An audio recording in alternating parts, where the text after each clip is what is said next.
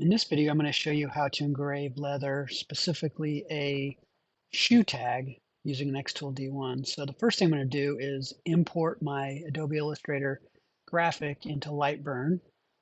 And you can use an SVG file or any graphics file that you want. I'm going to select it. I'm going to rotate it 90 degrees so it's oriented correctly for how the leather is laying in the laser. I'm going to zoom in a little bit, and then I'm going to select the items. Go to the layers. I'm going to select the items that need to be cut or a line versus a fill.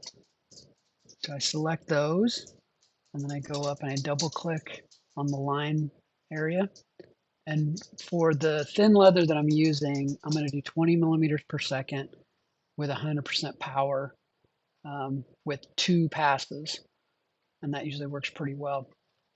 And then the next thing I'm going to do is select the area that needs to be a fill, not a cut, and add another layer, change it to fill, double click on it. In this case, I'm going to use 30 millimeters per second and 35% power.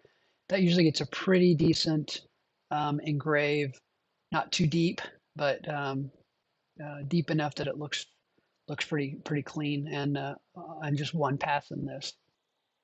The next thing I do is determine the order of the fill or the cut. So in order to do that, you select one of the layers, and then on the right hand side, you see the up and the down arrows. You just move them up and down, and that's the order that they get cut or engraved. The next thing I'm going to do is select the job origin, and you do that on the lower right.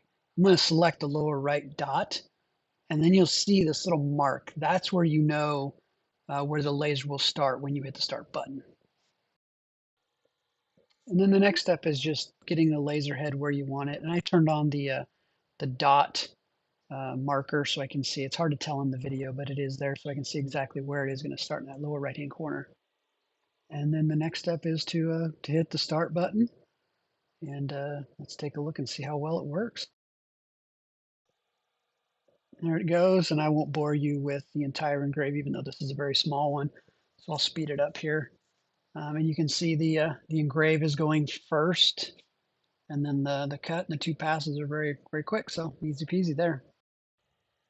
And as you notice, I like to use flat magnets to hold my leather down. Sometimes I do wet my leather to keep it flat, but this piece was very flat, so no big deal.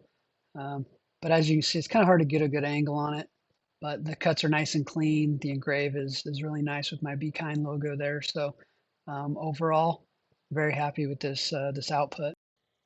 And here's the final product on both shoes. The black dyed leather looks nice. It matches pretty well, and I'm actually very happy. It's not too much, not too bougie, just nice and clean. So hope you learned something. I always like feedback, so if you have any feedback, please leave it in the comments. Thanks. Oh, and don't forget, if you did enjoy this video, please like and subscribe. I'd really appreciate it. Thank you.